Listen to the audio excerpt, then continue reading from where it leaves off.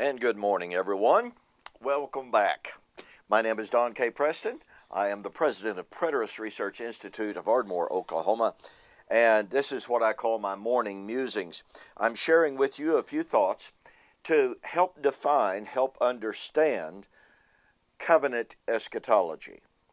All three futurist views of the coming of the Lord, judgment, and resurrection believe that it occurs at the end of history. Thus, we label it as historical eschatology. The Bible, on the other hand, teaches that the coming of the Lord, the judgment, and the resurrection are associated with the end of the Old Covenant age of Old Covenant Israel. The death that occurred in the garden, the death of Adam, was brought forward and subsumed under or incorporated into Torah, the law of Moses.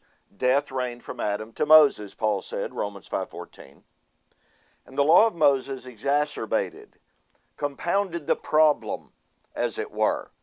The law was added that sin might abound, Romans 5:20 and 21. That law came to epitomize and symbolize that death of Adam. And thus, the solution to the original problem, since the original problem was incorporated into Torah, the solution was then posited at the end of Torah. I've been sharing with you several passages which place the coming of the Lord, judgment, and resurrection, the new creation, at the judgment of Old Covenant Israel. Isaiah 65 and 66 are the two foundational Old Testament texts, pardon me, upon which the New Testament doctrine of the new heaven and new earth is built. We've already looked at Isaiah 65. We'll take a look at Isaiah 66. Now, just very, very quickly, Isaiah 66 is really just a continuation. It's not a brand new discussion. It's a continuation of the discussion of chapter 66. And the Lord begins this discussion, continuance of this discussion, in chapter 66 by saying, "Heaven is my throne, earth is my footstool. Where is the temple that you will build me? Where's the house you'll build me?" This is an indictment of the old covenant system. And Stephen quotes this in Acts chapter 6 and 7 to speak of the coming destruction of the old covenant temple. That's how they understood it. That's why they stoned him in Acts chapter 7. We thus have, directly from the context of Isaiah 66, a text that implied the inferiority of the old covenant temple and system, and implied its demise. As a matter of fact, the Lord goes right ahead and he predicts that demise later on in Isaiah chapter 66. And he says, "I'm going to bring on them that which they dreaded." And then, of course, he promised the Lord will come with fire, with his chariots like a whirlwind, to render his anger with fury, his rebuke with flames of fire. For by fire and by sword the Lord will judge all flesh. Excuse me. And the slain of the Lord shall be many. What does he promise at this time? For as the new heavens and the new earth, which I will make, shall remain before me, says the Lord, so shall your descendants in your name remain.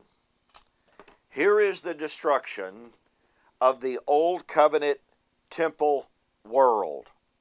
The old covenant temple, heaven and earth, and the creation of a new covenant, heaven and earth. Nothing could really be much clearer, and here, of course, is the power of that.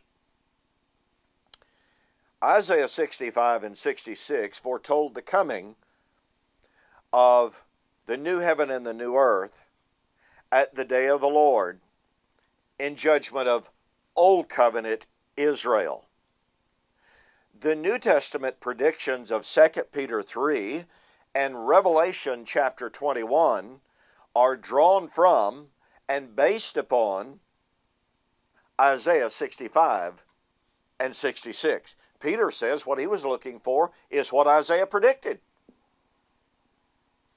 Now, since Isaiah predicted the coming of the new heaven and the new earth at the time of the destruction of Old Covenant Israel, and since the New Covenant prophecies, shall we say, the prophecies found in 2 Peter 3 and Revelation 21 are the reiteration and the expectation of the fulfillment of the Old Testament prophecies, this proves beyond any shadow of a doubt that 2 Peter 3 and Revelation chapter 21 were to be fulfilled at the end of the Old Covenant age of Israel, at the coming of the Lord, to create a new covenant heaven and earth.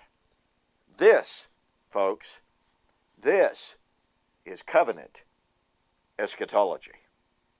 Hey, thanks so much for joining me. I sure hope you have an absolutely wonderful day. By the way, once again, I discuss an awful lot of this in my debate with Kurt Simmons, this formal written debate, The End of Torah at the Crosser AD 70. You can order the book by going to my websites, www.eschatology.org or www.bibleprophecy.com. The End of Torah at the Crosser AD 70. There's just a ton of information in this book about covenant eschatology, and it will be very, very helpful to you. Get a copy of the book, tell me you saw the offer on Facebook or YouTube, and I'll refund your shipping. So thanks again for joining me. We'll see you on the flip side.